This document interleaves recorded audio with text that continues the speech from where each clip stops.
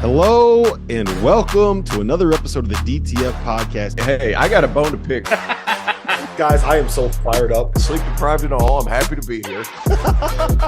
You probably cut up your hot dog. You don't need it on a bun.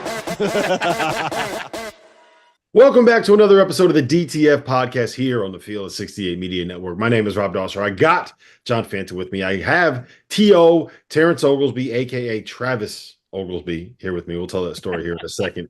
But we are going to be previewing the ACC. We are dropping this episode on Monday, October 7th, on Wednesday, October 9th, and Thursday, October 10th. All three of us are going to be in Charlotte at ACC Media Day.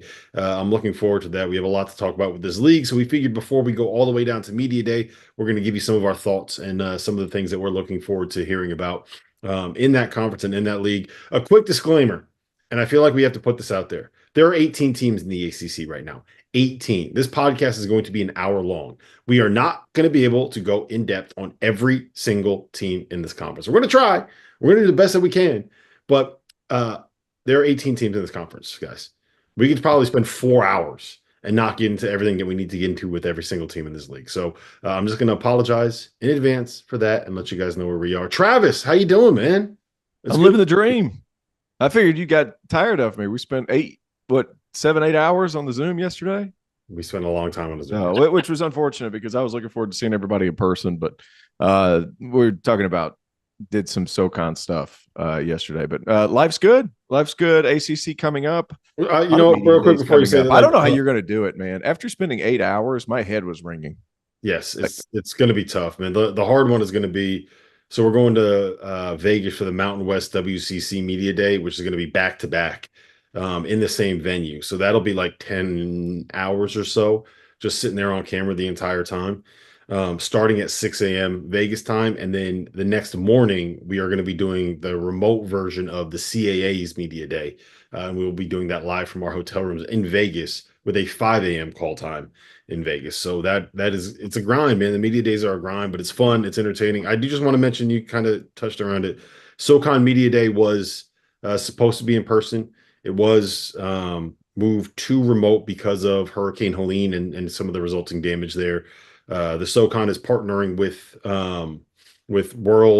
World Food Kitchen. I can't remember the name of it, but they're partnering with this company to be able to raise some money and raise some funds to help the people that have been affected in places like Asheville, in places like Greenville, Tennessee, and some of these towns in the Southeast where the flooding damage did a lot of harm to some of the people in some of the communities. Yeah, so. Unicoi County, Asheville, some of those towns that people kind of forget about, like that are up there in the mountains that you don't really know where they're at. 15 minutes from Johnson City.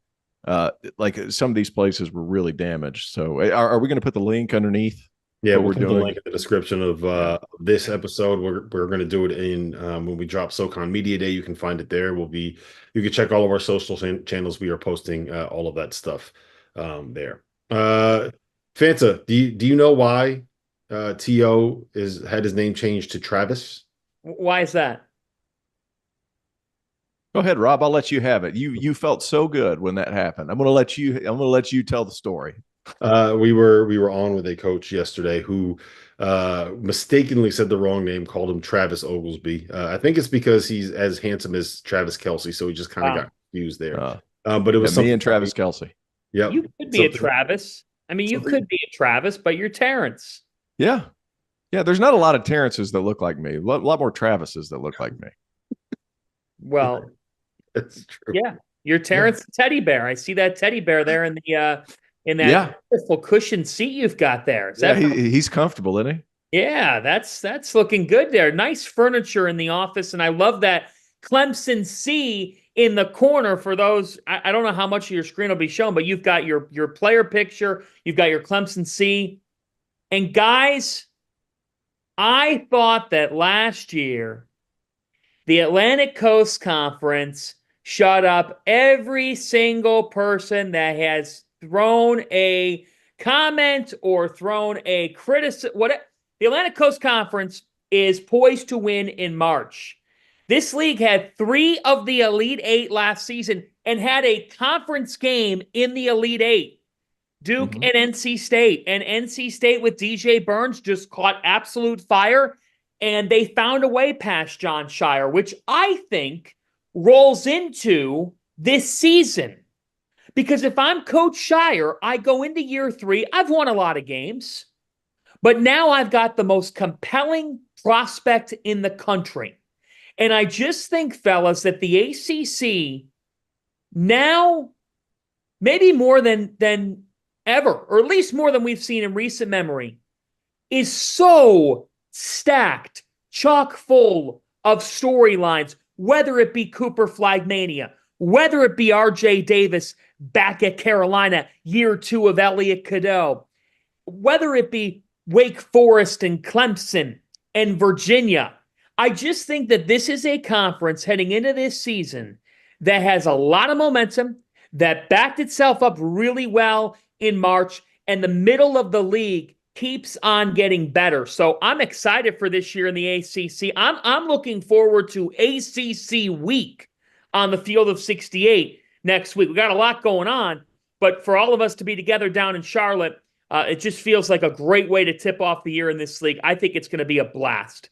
Yeah, Tio, give me your overarching thoughts. You can, if you would like, I'm going to give you free license and free reign to take as many victory laps as you want for being the one guy on the internet, the entire internet, that had the audacity to say that the ACC would get more bids to the tournament than the Big East did.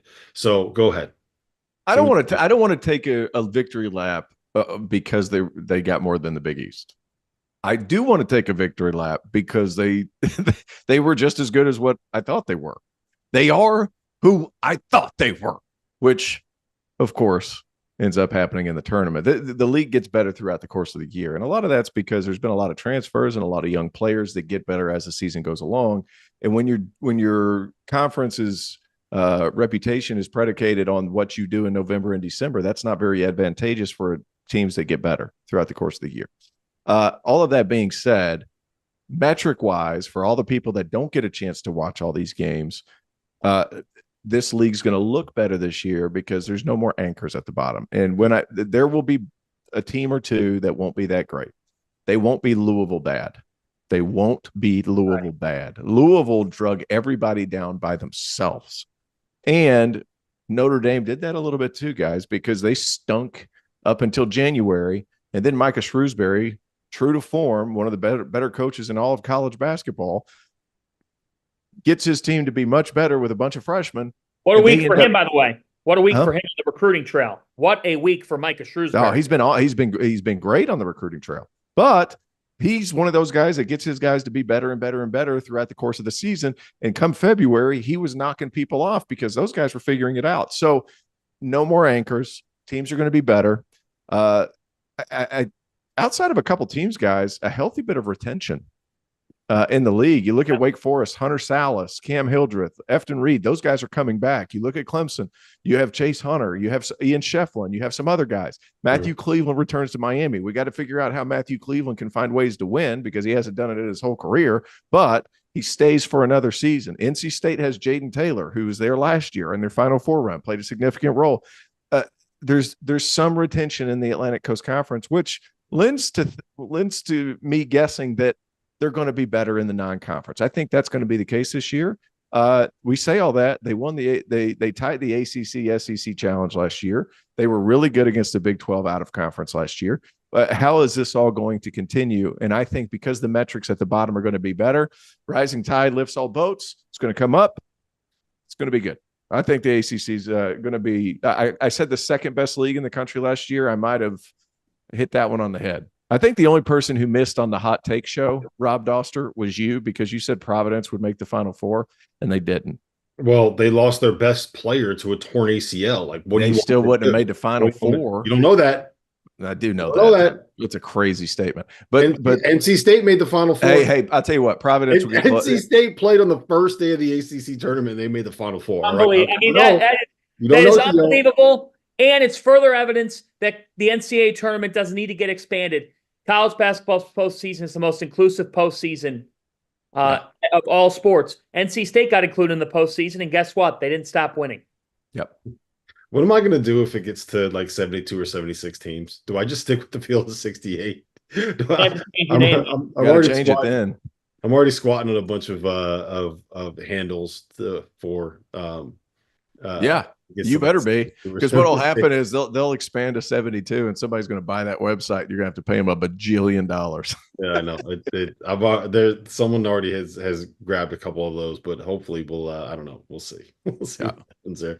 That sucks. I'm gonna talk. What's the opposite of talking something into existence? Talking it out of existence. Yes. Let's make sure that doesn't happen. What do you? Before we kind of get into some of the bigger storylines, I just where do you guys stand on the new additions coming in, on having the Atlantic Coast Conference with a team in Dallas and two teams quite literally on the Pacific Coast? Where do you stand on this? The new additions, Stanford, Cal, and SMU coming into the league. All Coast Conference. All Coast. Is that where we're going with now? All Coast Conference.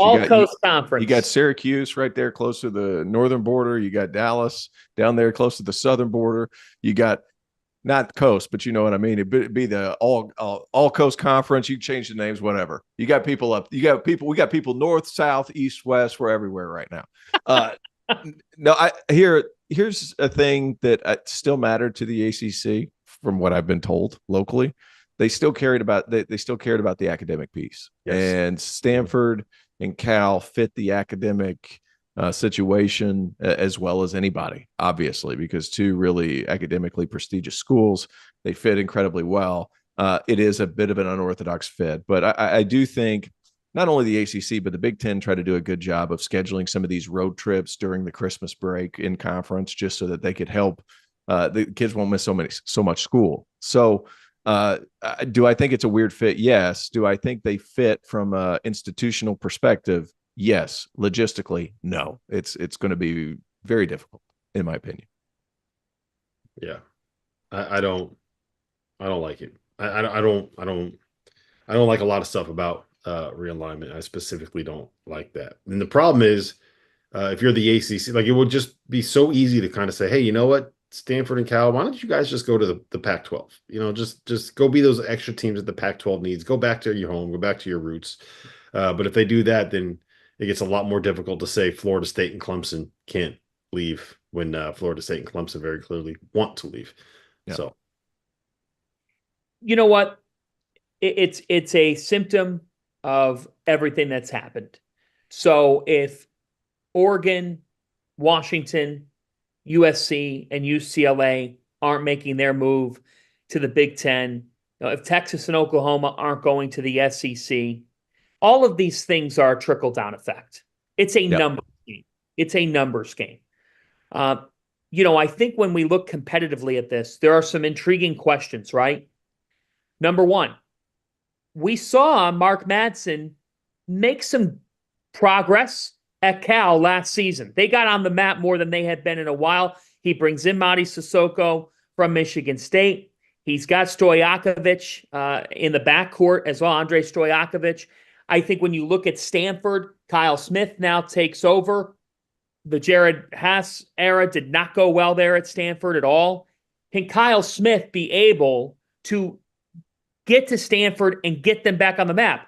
When Kyle Smith was at Washington State, everybody thought that Washington State would remain irrelevant. And fellas, were they? Last year, they were one of the best stories in college basketball. Made the NCAA tournament, and did they not win a game?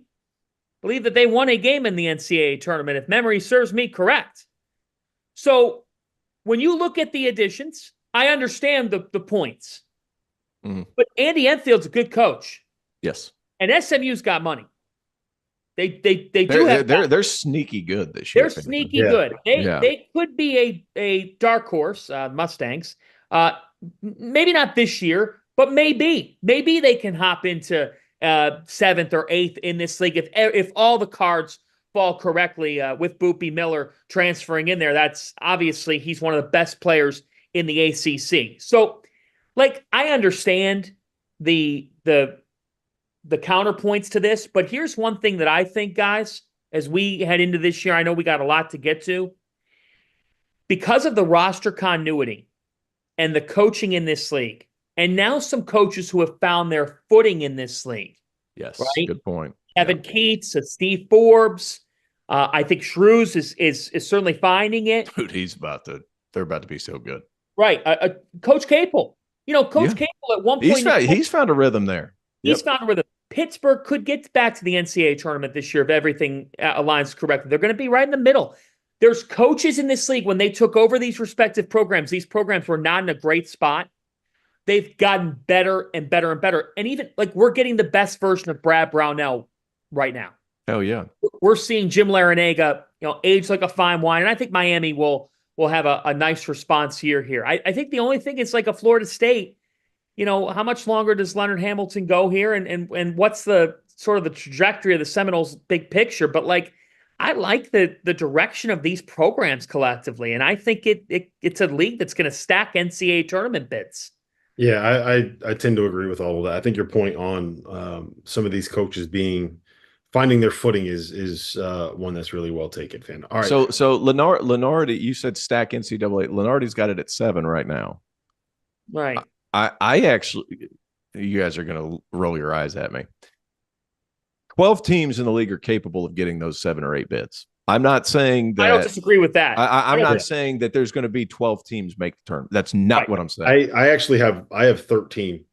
So you must have Georgia Tech in the mix. I do not.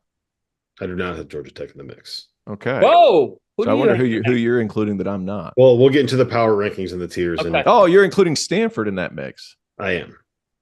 Okay, so I'm not willing to go there. Yeah. So Notre Dame chance, Syracuse chance, SMU, Pitt. It's going to be. I mean, the non-conference has never been more important than it is now. Bingo. Now more than ever, Rob, for ACC, Big 12, Big 10, even the Big East, SEC, but SEC looks so good this year. The Big East too. How many bids you get or your projected bid count is going to be reliant on what you've done by December 15th. Yes, 100%. Yeah, which has been the case the last X amount of years anyway. But 100% to your point, right? I actually think that's unfair. I actually think you space it out. And there's been conversations within the ACC like, hey, do we leave a couple of weeks open in January and February so we can play some non-conference games? Look at Duke and Illinois this year. Exactly. That's been a continuing conversation just because the one thing is the ACC did that for a little bit, right? They had conference games the first week of the season. And the problem was all the coaches were like, no, we don't want to play games that matter in the first game because it's too difficult, which is the dumbest thing on planet Earth. Because in what other sport did the first game of the season not count? The baseball, you know why the Mets and the Braves got into the playoffs this year? Because the stuff that happened on the first game of the season, of the baseball season, 162 games ago, right? Compared to the Diamondbacks. They got in by one game over 162 game season. Those first games of the season matter, right? I tend to think that they did that. That was Chase Hunter and Alamir Dawes freshman year. They did that. They played Virginia Tech in the opener. Yeah. And then they had to play Virginia Tech, who ends up winning the league that year in the opener with 2 freshman guards. That's what it comes down to. They want some seasoning. I get all that. Throw one in at the beginning of December. Throw a conference game in at the beginning of December. No, I think at the start of the year, leave a week open, I think what you do, play somebody good. Yeah, I think what you do. Tell me if you think this is a crazy idea, but I think what you can do, and this is getting off topic from the ACC, but I think what you can do is start it where you have non-conference weeks. And one of those non-conference weeks could be the Thanksgiving week when you get the MTEs, right? And you can have another non-conference week that you play in, I don't know, mid-December before finals start, where you're able to kind of get some of these league challenges in. And you have another non-conference week at the end of January that overlaps with the end of the college football season, right? So that you're able to kind of get these things that you can market and you can build around, and you can kind of say, hey, look, we'll get you on national television. And maybe that influences some of these bigger teams to play some better competition, because it's like, hey, you know what? You'll be able to get on national television if you do this. And it'll be at a point in time when college basketball matters nationally. I think that having conference games earlier in the season will make it so that it's something that matters more earlier in the year, as opposed to just having I mean, what, like the first 2 weeks of the season, it just ends up being blowout after blowout after blowout, right? Yeah. All 5 games, but I don't know if that's doable. Move the ACC SEC Challenge into January or February. Mm-hmm. Like that's like that. Then it can be directly predicated. And I say that because the league's traditionally done well in those challenges. But it's like, yeah, I mean, how do you make games matter out of conference after January? That like it's almost impossible because people don't want to do it. But you need to. Point goes with what Fanta said. December 15th, your destiny is there. Yep. All right, let's talk about some of the storylines in this conference overall. We'll get to Duke in a second because there's so much we could talk about with Duke. What I want to start with, though, is I think we all agree Duke is the best team in this conference. Do you guys most talented team, most talented, yeah, most talented team? Do either you like preseason ranked number one in your poll or whatever it would be? If you disagree, let me know. But I think the more interesting conversation is who you would have as the preseason number two in any kind of rankings or any kind of polls. I think that there's an argument for North Carolina. I think there's an argument for Virginia, which I'm sure T.O. is going to make here. I think there's an argument for Wake Forest. I personally would make an argument for Louisville. I would not be against somebody putting Clemson in that same tier. I think that they're probably just a little bit below, but I think that you have like 4 or 5 teams kind of in that mix. And I'm just I'll open it up to you first, T.O., since you're kind of the resident ACC expert, according to Tate Frazier on the One Shiny podcast. What do you make of the second best team in this league? If you haven't heard by now, we have partnered with BetMGM Sportsbook. We're going to be using BetMGM lines to make all of our picks, and we'll have special offers for the listeners and the viewers of the Field of 68 throughout the year. If you haven't signed up for BetMGM yet, you can use bonus code FIELD, and you will get up to a $1,500 first bet offer on your first wager with BetMGM. The best part, all you need to do is deposit and bet $10 of your own hard-earned money to be eligible. Here's how you make it work. Download the BetMGM app and sign up using that bonus code FIELD. Deposit at least $10 and place your first wager on any game, and you will receive up to $1,500 in bonus bets if your bet loses. Just make sure that you use that bonus code FIELD when you sign up. BetMGM is going to have some fun offers available throughout the NBA playoffs. Bet insurance tokens, odds boost, and what I love, a nice parlay boost or two from time to time, as well as a ridiculous array of player prop bets for any sport that you could possibly imagine betting on. BetMGM is and always will be the king of the prop bet. So go download the BetMGM app, use the bonus code FIELD, and sign up today. And while I've got you, a quick request. The best way to support the Field of 68 content that you get for free is to engage with us. Rate and review the podcast. Like and share the YouTube videos. Tell your friends about us. It all helps in a world where the algorithm is king. And now, back to the show. So you sent a text message with Duke as your first tier, Louisville, UNC, Wake Forest, Virginia. I would add Clemson to that tier. Yep. That's where I'm at there. So I put Virginia at number 2. I just feel like with what they do, the additions that they made fit Tony Bennett awesome. Elijah Saunders, transfer from San Diego State, strong as a bull, can step out and shoot. I think there's going to be times where they're going to play him at the 5, TJ Power at the 4, and they're going to have some shooting dudes in the front court. And you add in Jalen Worley from Florida State, who defensively, from a playmaking perspective, fits what he can do. Can Tony keep him on the right track? Because he's had a reputation of being a little bit erratic. You can't be erratic under Tony Bennett. Isaac McNeely's going to have another big year, averaged 12 last year. You averaged 12 at Virginia, might as well be 16 somewhere else. Mm-hmm. And off the catch, off the run shooter. You can design plays for him. I like Virginia's pieces. Day-Day Ames, a quality defender. Tane Murray is kind of keeping on. So, like, they have guys that fit that system really well. I'm a big fan of the TJ Power edition. Duke just didn't fit. Wasn't quite the athlete that needed to be on the floor with that team last year, and he was stuck behind Filipowski. I think this is a better fit for him. North Carolina guard plays huge. I think Cade Tyson, Hunter's little brother, if he doesn't start, could be in the running for 6th man of the year in the league. He's mean. He plays hard. He can shoot it, and he's a terrific cutter off the basketball. To me, guys, that, you know, Chase Hunter coming back, Ian Shefflin coming back, that's a great story, and they've added some pieces. The most intriguing thing to me is, will Wake Forest finally break the door down? Yeah. Like, Hunter Sallis coming back. Like if you think back the past few seasons at Wake Forest, Alondis Williams was there for a year, had a great season. Tyree Appleby was there for a year, had a great season. Hunter Sallis, we thought he might be there for a year, had a great season. Comes back. It's the first time Steve's had retention with his best player. You know what's funny about that? Not to cut you off. You know what's funny about that? What's that? If you read between the lines at some of the transfers that they brought in and the positions that some of those guys play, I don't know if they thought that they were going to be getting Hunter Sallis back. I think that, you know how it was a surprise to us that Hunter Sallis came back?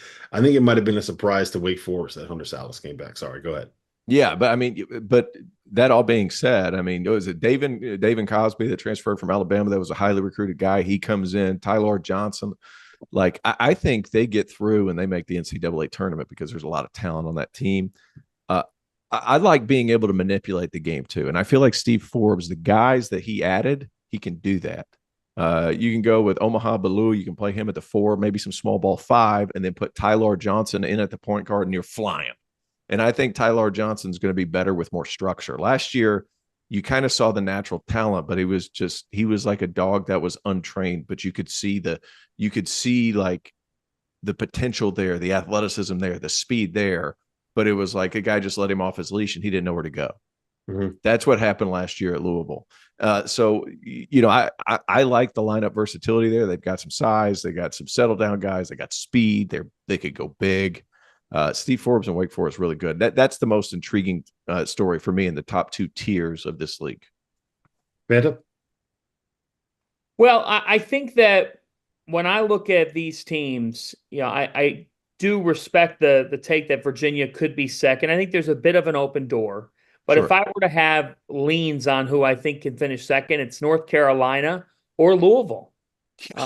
I do think that Louisville is good enough here, more than good enough, more than capable enough of finishing in the top 3 of this league. Yes. Absolutely, yeah. Cardinal fans should be pumped about this. Chucky Hepburn looks like a new man in Pat Kelsey's system. And Kason Pryor is going to have a big-time year. He can be an all-ACC first-team caliber type star. He's that good.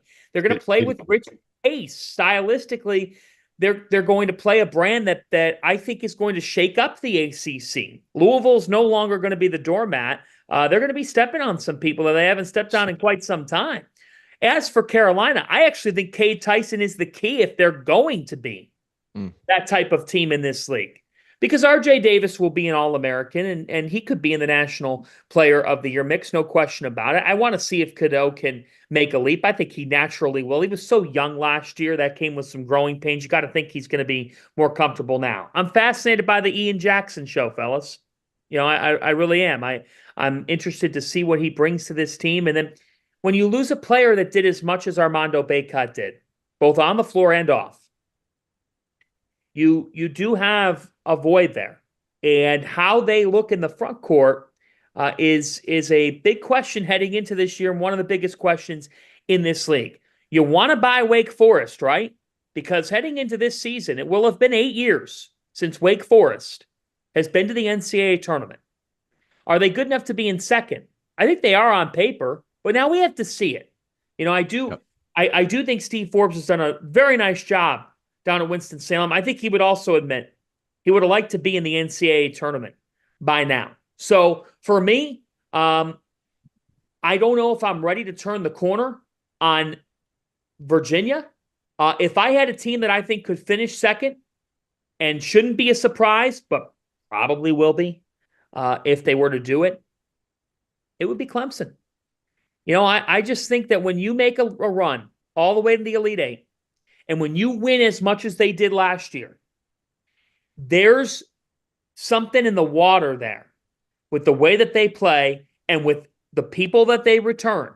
You know, these are guys that have played in big games between Chase Hunter and Ian Shefflin, and they did a nice job of adding in the transfer portal as well. That I really am still buying Brad Brownell. I think they're absolutely a tournament team, but it wouldn't surprise me one bit if they finish in the top 3 in this league. Yeah, I like Clemson. I hear what you're saying about Wake Forest. I understand the argument that Virginia is always going to win games, right? Like if you bet against Tony Bennett at any point over the course of the last 10 years, then you probably almost always ended up being on the losing side of that bet. But it's just so hard. It's just so sorry to interrupt you, but like when I was on staff at Clemson, it's so freaking hard when you go from playing Duke, who flies up and down, Carolina, who plays up and down, Florida State, who loves to get up and down, Miami, who always has a score or two that can give you 30 on a given night, goes up and down. And then you got to play freaking Virginia. You change your entire 3 days prior to that. And like, that's why they're so good in the conference, because they're not changing for anybody. But you have to change everything you do to play against freaking Virginia.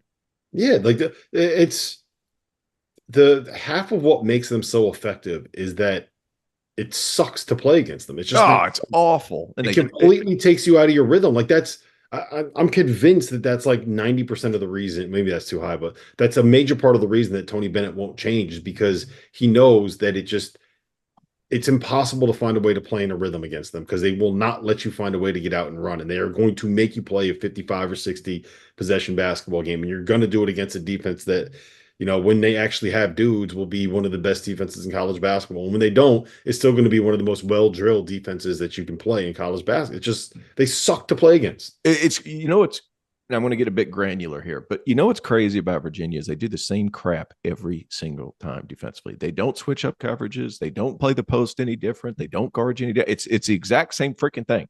Like, they're going to double in the post 100% of the time. You get it within 10 feet, they're doubling. They're going to hard hedge on ball screens 100% of the time. They're not going to change stuff.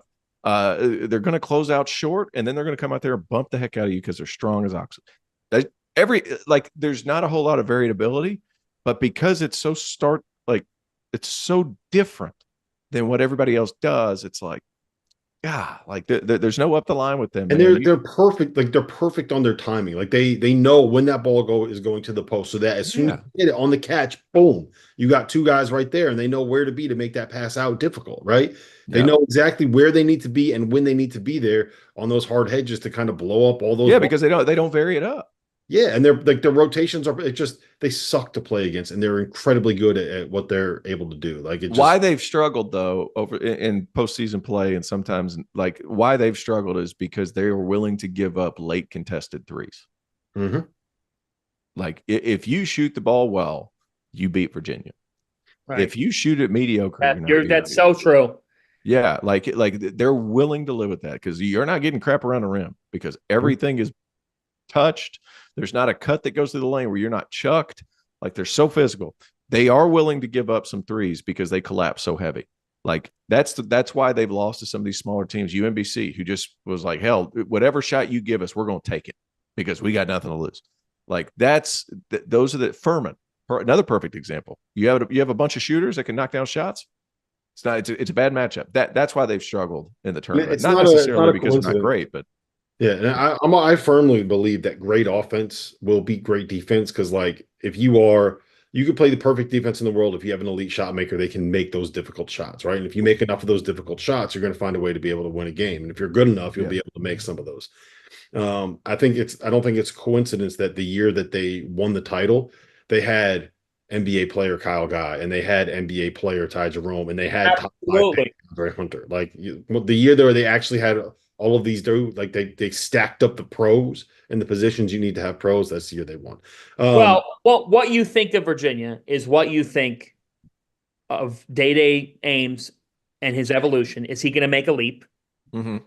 Isaac McNeely. I saw their staff. I saw the Kansas State staff, and one last weekend, and one, they didn't want to lose Day Ames, and two, they were like, if we're going to lose him, like, he ended up in a place that's going to be really good for him, because he'll be better in the style that Tony Bennett wants to play than the style of Kansas State. Like, so they were happy for him. That's a good. Isaac McNeely as a star, and Jalen Worley and a new program. And if we see him fully break out and be a double-figure guy.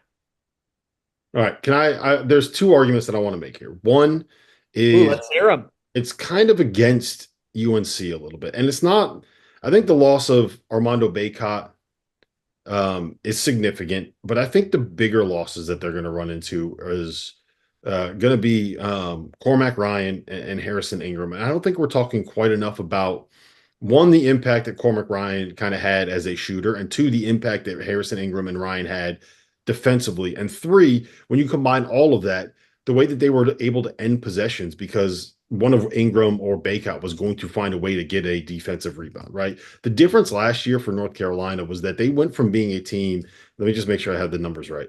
They went from being a team that was outside the top 45 in defensive efficiency to literally the number 8 team in defensive efficiency on KenPom. And the biggest reason for me why they did that is because the impact of Ingram and Ryan and their switchability, the 3 and the 4, and the fact that they became a very, very, very, very, very, very, very good defensive rebounding team. Very.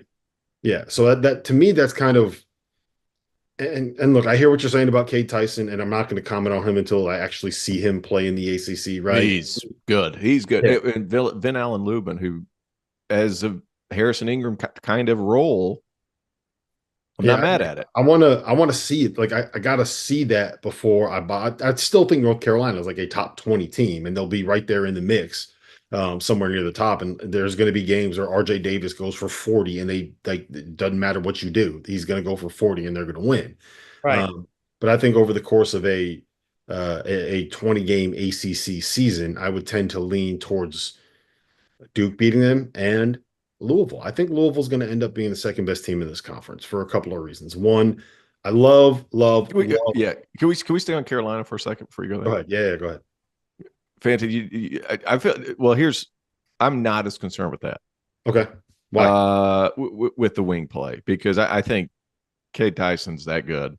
Really? I think Ben Allen Lubin's very good, but he can fill a role as a 3-4, whatever. That's just another player on the floor. I mean, how much is RJ going to pass it, really? And I don't mean that as a negative. It just kind of is what it is. Drake Powell could be a top 15 pick in the draft. Like, you guys remember seeing him play at the Peach Jam. Like, Oh yeah.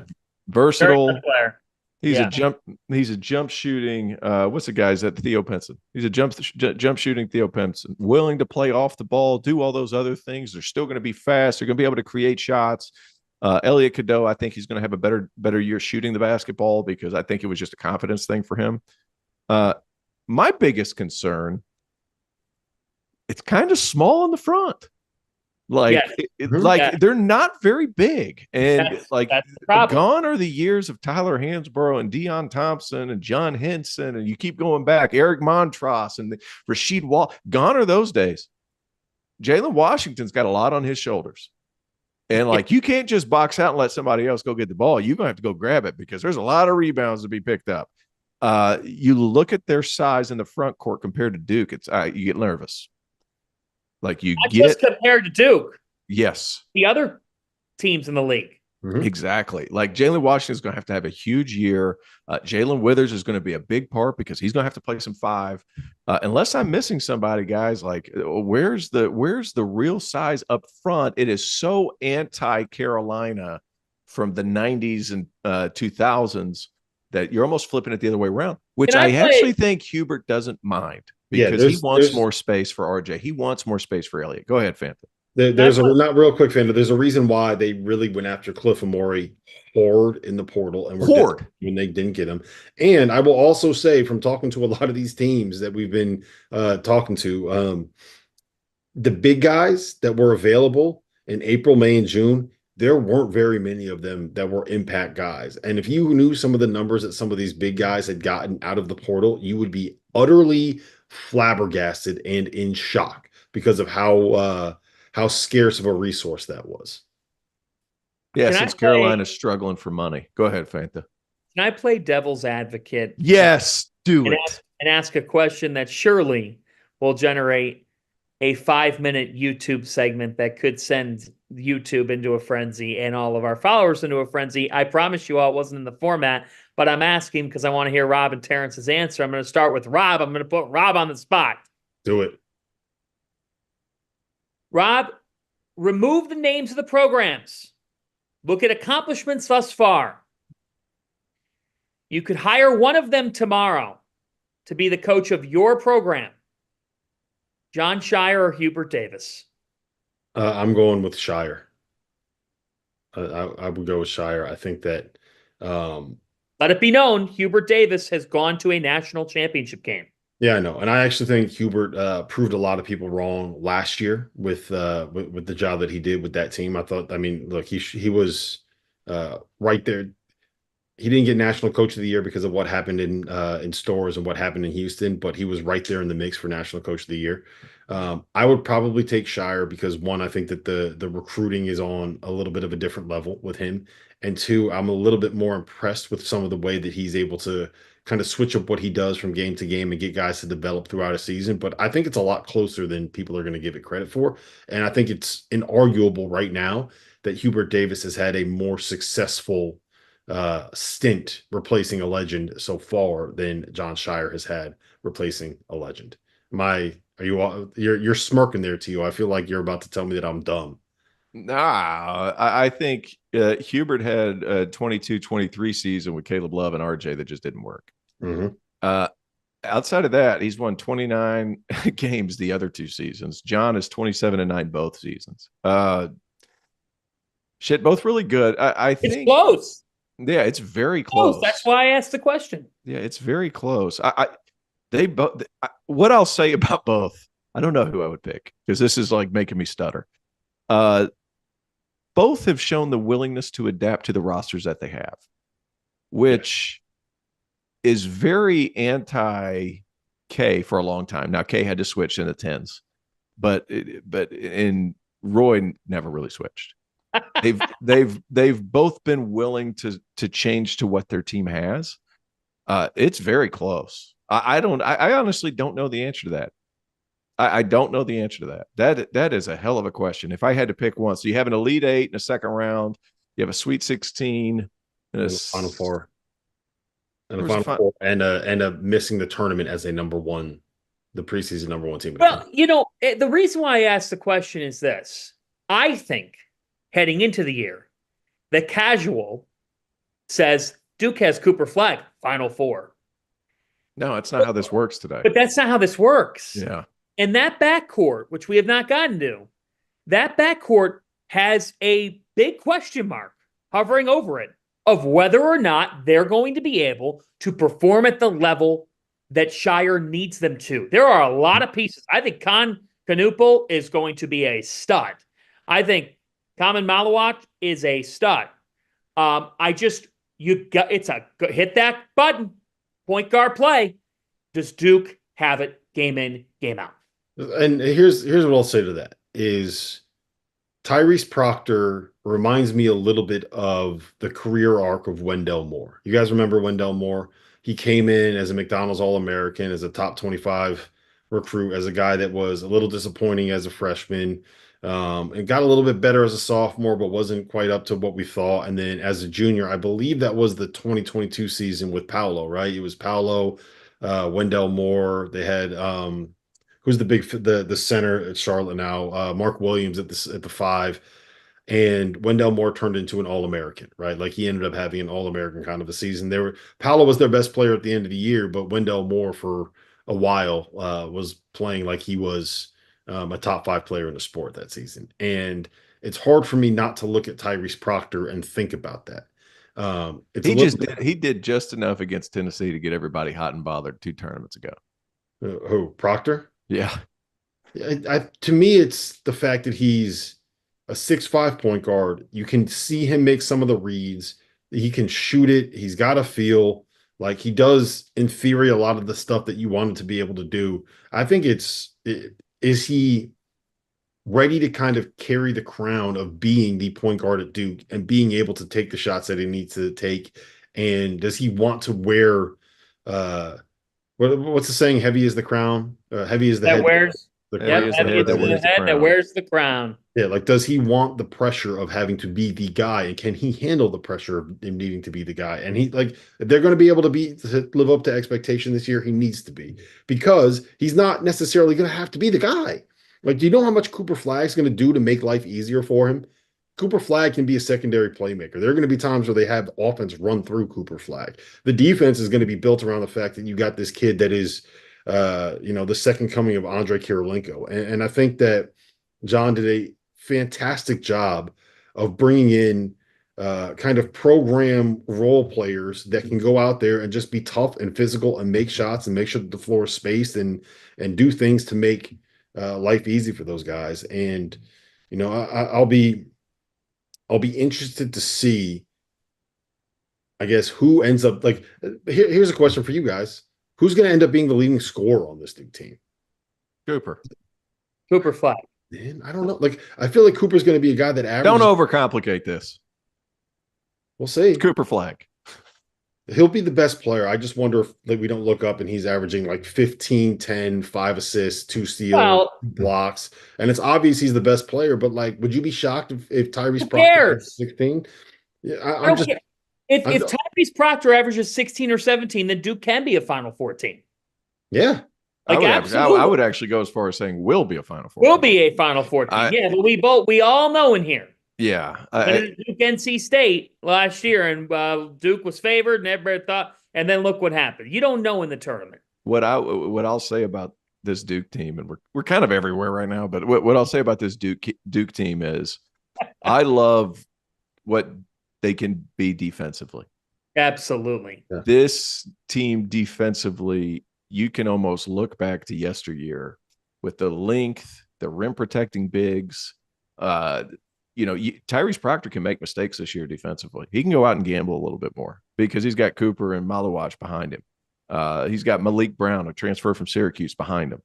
He's got it's unbelievable the size they have, the length, the switchability, what they can be. Last year it was Filipowski and no rim protection. Not an issue. Not an issue. What they are offensively, who's going to be the guy beside Cooper Flagg that can be a guy consistently? They have enough. I mean, got to be Tyrese, man. Enough. It could be It's got to be Proctor. Like, I've heard that Concanupla has been just crushing everybody. Yeah. Oh, I think he's a stud, man. Yeah, I've heard he's crushing everybody. He's got some Concanupla has some Alex Caravan in him. Jump shooting Matt Harpering, same size, width of the shoulders, little like wide base, you know what? heavy. Oh, he reminds me of a little bit of a throwback name here. It's got a little Luke Herringody in him. He's more of a wing, isn't he? He looks like him, but he's more of a wing. Yeah, but he just plays physically. I'm looking at him physically. He does play more like a wing, but physically, that he's ready. You know when Duke's going to grow up? I was just looking. November 22nd at Arizona. Yes. November 26th, Kansas and Vegas. They host Seattle. Then December 4th, Auburn. December 8th, ACC opener. Is there a better conference opener? December 8th, Duke at Louisville. Man. Hey, how about Louisville? Speaking of which, did you guys see Louisville's conference schedule? No. What is? You want to talk about set up for success? Pull that up if you haven't. Pull it up and just start taking a look at this thing. They built to win. Really? Oh, just their first two home openers. Duke, right? I mean, that's... hosting Duke, hosting Carolina. Look at their home games. Look at their away games. I'm bringing it up right now. Yeah. I mean, at SMU, at Georgia Tech, at BC. Virginia at home. So they get North Carolina at home. They get Duke at home. They get Clemson at home. Virginia at home. Wake Forest, Miami at home. They're at Virginia Tech, at Notre Dame, at NC State, at Boston College, at Georgia Tech, at SMU, at Wait for the close. The close is beautiful. Yeah. Look at that. They close by hosting Stanford at home. Cal and Stanford. Yes. If they're even in the mix, that is a terrific way to close your schedule. Guys, they are going. They could win. They could be top 2 or 3 in the league just from that. Look at how they're set up. The momentum's going to be great. They open the conference slate, hosting Duke and Carolina. And look, they're going to be damn good too. Yes, without the help, they're going to be damn good. Louisville will be ranked in the top 10 before the season's over at one point or another. Yes, they have guys that can shoot up and down their lineup. Chucky Hepburn is an absolute menace on the ball defensively. I was so impressed with Case and Pryor and James Scott and what their big guys could end up looking like. Javon Hadley as your sixth man might end up being like, if Kay Tyson starts, then I think Javon Hadley's probably the favorite to win sixth man of the year. Like Kenai Roots. Hey, how about a certain pundit saying Louisville could be a bubble team? I was like, what? No, like if you didn't like, what do you well, here's the thing, Theo. Like if they're a bubble team, if there's 3 teams in the tournament. Well, if I hadn't watched them in person and I was just looking at the roster, like I could see somebody saying, yeah, you know what, 9, 10 seed, 11 seed. I could get that. But after seeing them and seeing how quickly they adjusted and seeing the way that they bought in and seeing the way that they work in this Pat Kelsey system, they're going to be really, really good. For me, they're the second best team in this league. So, all right. Fanta, somebody is, I'm just going to say it. Rothstein said that Louisville was going to be a bubble team. After watching their game and then looking at their schedule, if they're on the bubble, something's gone wrong. Yeah. Something's gone wrong. I couldn't believe it. And not taking anything away from Rothstein. Rothstein's one of the nicest guys in the world. The only way they're on the bubble is if there's only 3 ACC teams that make the tournament. That's not going to be the case. It's not going to happen. No. All right. So guys, I was just confused. Let's get to some of these other teams. We talked about Clemson a little bit. SMU, Miami, NC State, Notre Dame, Pitt, Syracuse, Stanford is who I would have in the tier of teams that are kind of competing for an NCAA tournament berth. I'll give you my full power rankings here. Duke, Bubble boys. Duke in a tier of their own. Then Louisville, North Carolina, Wake Forest, Virginia in that order in the next tier. Then the next group is Clemson, SMU, Miami, NC State, Notre Dame, Pitt, Syracuse, Stanford in that order in terms of teams that I think have a chance to get in the tournament. Clemson, to me, if you want to make the argument they should be up into the second tier, like I'm with you. I'm not going to argue against that. I think they're going to be really good. Then Cal, Georgia Tech, and Virginia Tech in that next group as teams that are like 7, 8 wins. And then to me, Boston College and Florida State is at the bottom of the league. But I want to talk about that middle group, like teams that can make the tournament. Are you in on Miami, guys? Are you in on NC State making another run here? We've already talked about SMU. I think that they have a ton of talent. Notre Dame, the way that they ended last season, what they could do defensively, where they're going to make improvements on the offensive end of the floor. Like I'm in on Notre Dame being able to make a run. If there's a team that can pull an NC State this year, to me, it's Notre Dame. Yes. Yeah. I agree with that.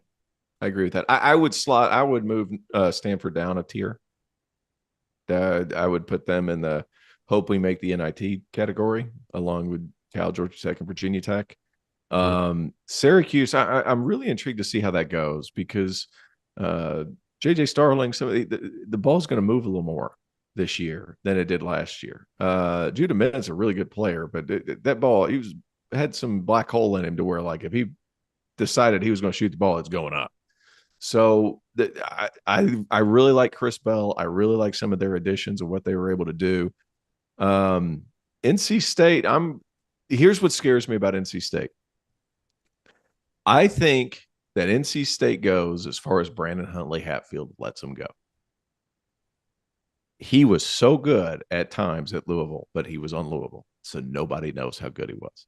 This is a guy that was a top 5, top 6 player in his class. He reclasses up and goes to Tennessee. You got to be a grown man to play at Tennessee, and he was 17 years old trying to play for Rick Barnes at Tennessee. That's not going to end well. Goes to Louisville, kind of falls into the Kenny Payne trap. Everybody kind of forgets about him, but I did a Syracuse-Louisville game last year, and he was awesome. He wasn't featured nearly what he should have been. He's got a lot of skill. He's got a lot of talent. If Keats can get him going, this team's making another NCAA tournament. If they don't, we're kind of back to that guard-heavy, guard-centric scoring thing that NC State's always been.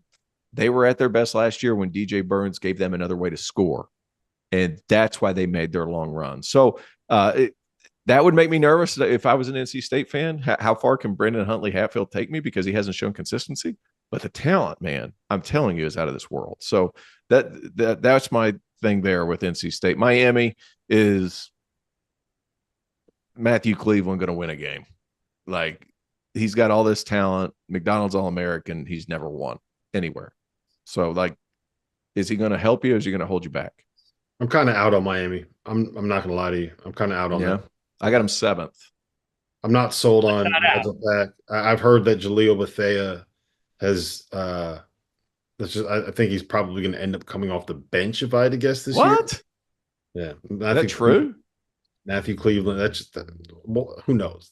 You're hearing things in the middle of September, but I think that Matthew Jalil Bethea coming off the bench. Who are you? Who the hell are you talking to? Their managers?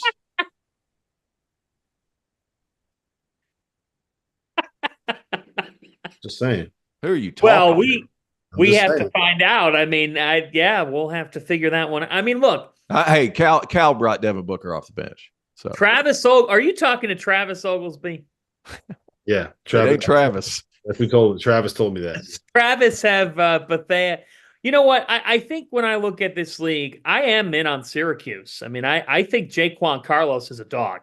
Yeah, he's a good player. That kid coming over from Hofstra, he plays like a little bulldog. He's tough. He knows how to distribute the basketball at a high level, so he can set up what they've got around him, and J.J. Starling and Chris Bell. And Jair Davis is very talented. I mean, he's a very, very talented player. And Eddie Lampkin at the 5. I mean, they're good enough to be in the mix here. Underrated addition, Lucas Taylor. Lucas Taylor. You know what else is interesting, T.O.? You talked about roster continuity. Mm-hmm. You know who's got it? Pittsburgh. Yeah, they do. They bring back a bunch of guys who were together last year, Jalen Lowe and Ishmael Leggett. You've got Zach Austin. You've got Cameron Corin. Guillermo Diaz-Graham at the 5. I think that's a team that can be sneaky here and could finish, I'll say 6th or 7th, but in this league, that could be good enough to make the NCAA tournament. So they have backcourt continuity. Guys that have to take a leap, but Capel's a good player developer. And they've built a nice brand where if they could just get a couple of non-com results, Pitt could be a safe pick to find their way into the field of 68. Can I make my pitch for SMU here?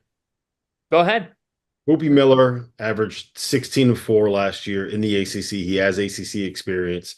You're bringing in just a wildly athletic, talented guy that can play the 2/3 and Cario Oquendo, who's played high major basketball for the last 4 years.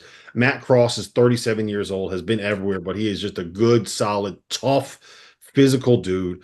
I like Chuck Harris. I think he can shoot it a little bit. I think he's a good scorer who has experience at SMU.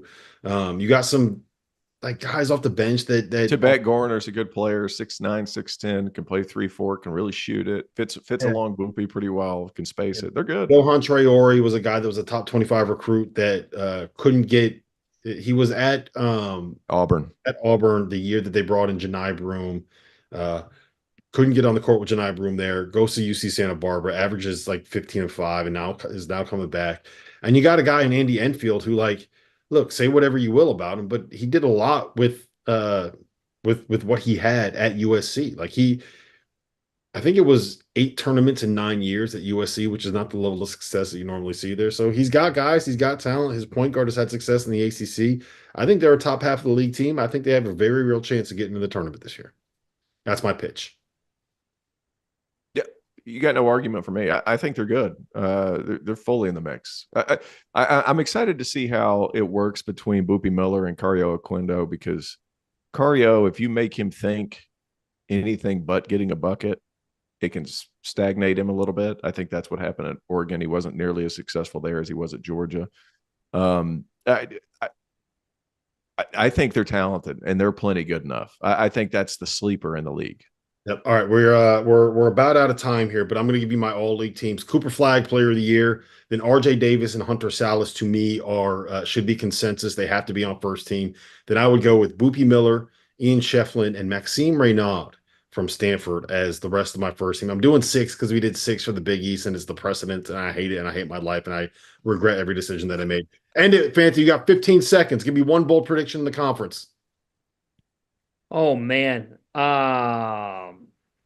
I'm going to say, I was thinking of all conference teams. I'm going to say that this league has 3 in the Elite 8 again. And Clemson goes back to the Elite 8. Wow. There you go. T.O., give me one bold prediction. 8 teams to the tournament. I don't think that's bold. Is it not bold? Give me a bolder prediction than that. Gosh, there's not really. I mean, it's all so open. Can I got one more for you. Okay, give me it. Super bold. Case and Pryor, ACC Player of the Year. I got him in my first team. I've got him in my first team. He's right there. I've Cooper Flagg, RJ Davis, Hunter Sallis, Case and Pryor, Chase Hunter is on my top 5. Yeah. Chase Hunter over Ian Shefflin. Interesting. Yeah. I got a name for you that can land on the first team. Jameer Watkins. Well, he's freaking better. Mm-hmm. Well, but you don't have, he's. Yeah. All right. My bold prediction is that Louisville finishes closer to beating Duke out for the ACC regular season championship than they do to third place. But that Duke, once we get into the tournament, we see them playing on the last game of the college basketball season. I think they make a run to the Final Four. We see them in the national championship game. We see Cooper Flagg on the biggest stage that we have in this sport. Gentlemen, listen, Wednesday. Duke wins national championship. ACC's back. There you go. Get all the way into it, Travis. I need your boldness when it comes to these bold predictions. Terrence is the kind of guy that says there's going to be 7 ACC teams. Travis says something really 8 or 9. 8 or 9. 8 or 9. All right, listen, we got to run. ACC Media Day coming up Wednesday and Thursday. TL, Fanta, myself, Jeff Goodman will be there. I think RC is going to be there. I think Matt McCall is going to be there. We're going to have a lot of people down there. We'll see you guys on Wednesday. This has been the ACC preview for the DTF podcast.